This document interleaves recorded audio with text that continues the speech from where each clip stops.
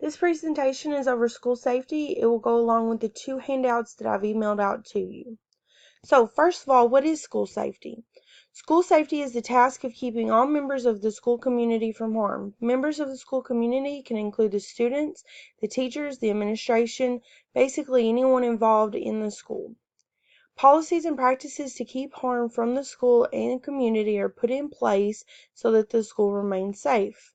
Now, this could include rules against fighting, appropriate supervision of students, such as duty, and then efforts to prevent bullying. School safety is not possible without equity.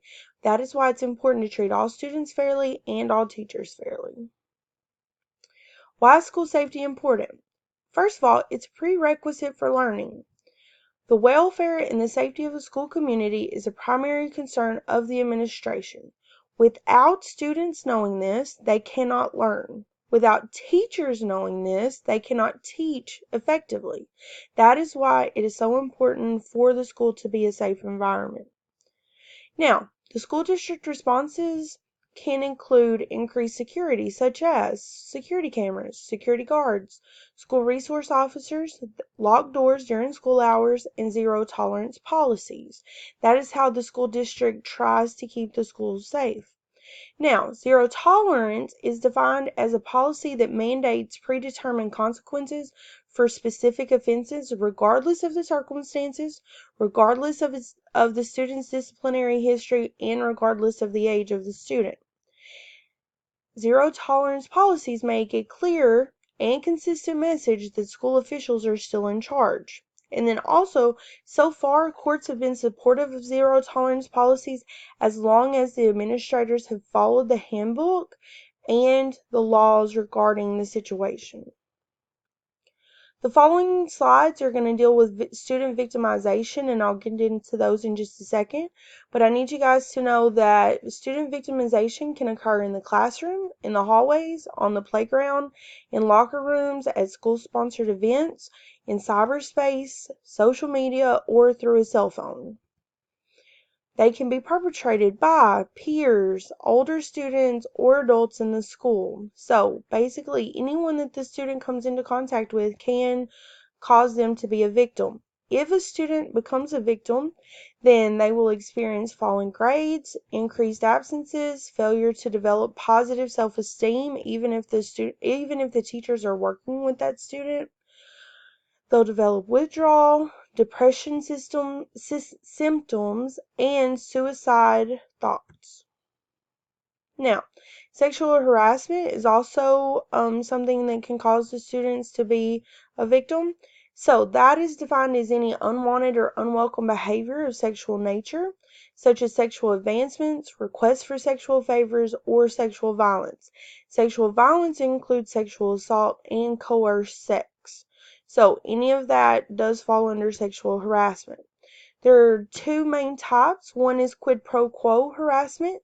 This means that a sexual demand is made for the condition of some benefit. So, for example, if you do the sexual favor, then you'll get an A this semester. It does not matter if the student has agreed to this or not. It is still sexual harassment.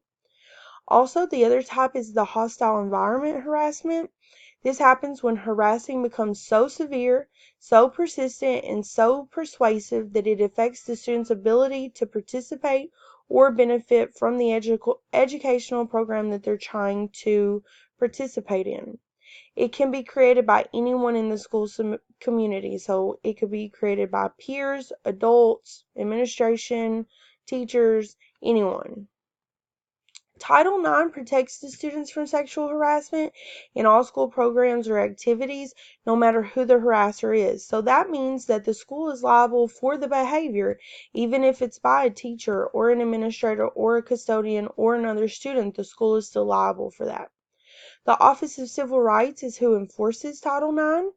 And that's why it's important for you guys to refer to the Code of Ethics #1. So make sure that you are maintaining a professional relationship with the students inside and outside of your classroom. Bullying is the next thing we're going to talk about.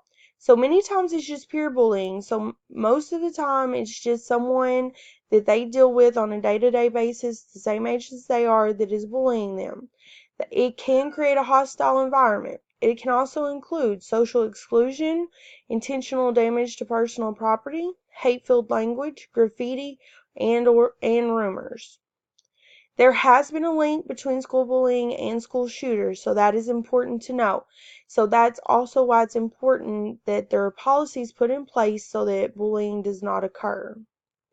Cyberbullying is defined as sending or posting harmful or cruel text or images using the internet or cell phones. So that can include stalking or threats or harassment, impersonation, humiliation, trickery, or exclusion. Any of those things are classified as cyberbullying. Usually, cyberbullying is just added to the bullying laws and policies already in effect, so they'll just have like a little subclause regarding cyberbullying. Sexting is defined as teens taking sexually explicit photos of themselves or others in their peer group and then transmitting them to peers. So texting, emailing them, sending them somehow to other teens in their area. This does not include the ones sent by minors to adults through blackmail or coercion. So it's only sexting if it's from a teen to a teen. Now, school districts have brought participants to prosecutors, and what those prosecutors do is they file child pornography charges on all of the participants.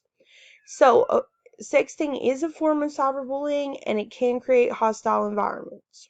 The next thing we're going to talk about is security cameras. They're not a complete solution, and it deters outsiders from coming on campus. It also deters students from breaking rules. It is invaluable when dealing with alleged violation of rules because administrators can access the cameras to prove if the allegations are correct. Now, the security cameras are constitutional when the expectation of privacy is minimal. Therefore, hallways, parking lots, and playgrounds, there's not an expectation of privacy. Therefore, it's okay for security cameras to be in those areas. In the classrooms, however, it has been controversial, but there are courts in Texas that have upheld the use of these security cameras from the classrooms in the cases before. Okay, there are internet protections for the students. One is the Child Online Privacy Protection Act. This is an online collection of personal information of children under 13. It's any information that would allow someone to contact the child. So its full name, the address, its phone number, something like that. It also applies to information collected by cookies or other tracking mechanisms on the websites. The other one is the Children's Internet Protection Act, and school and libraries are required to enforce this act and enforce internet safety. So they must use filtering and blocking technology, and then they also must have an internet safety policy, and that policy must protect against visual depictions that are obscene, that include child pornography or anything that's harmful to minors. So, my resource for this was Law and Ethics in Educational Leadership by David Stater. And if you have any questions, you need to email me through our school email and just let me know if you have any questions. Thank you guys.